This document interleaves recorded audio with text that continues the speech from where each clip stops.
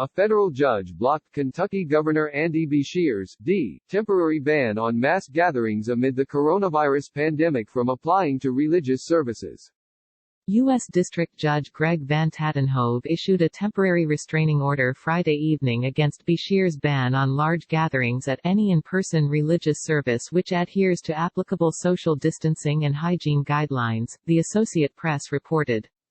Two other federal judges had previously ruled that Beshear's ban was constitutional. The news comes following a ruling by U.S. District Judge TheHill on Friday that granted Maryville Baptist Church the option to hold in-person services. The ruling only applied to that specific church, and it had to abide by public health requirements, according to the AP.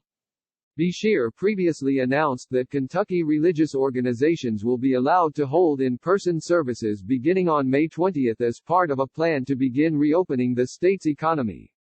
Earlier on Friday, the Southern governor said places of worship would have to limit attendance at in-person services to one-third of building occupancy and have worshipers keep a 6-foot distance between households, according to the news source.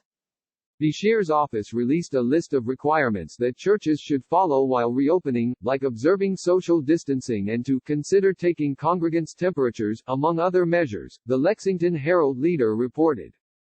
Van Tatenhove said Beshear had an honest motive in seeking to stem the spread of the virus, but he did not provide a compelling reason for using his authority to limit a citizen's right to freely exercise something we value greatly, the right of every American to follow their conscience on matters related to religion, according to the news source. The Constitution will endure. It would be easy to put it on the shelf in times like this, to be pulled down and dusted off when more convenient, Van Tatenhove's opinion said. But that is not our tradition. Its enduring quality requires that it be respected even when it is hard. The church has said that it will follow guidelines from the Centers for Disease Control and Prevention and social distancing practices, according to the AP.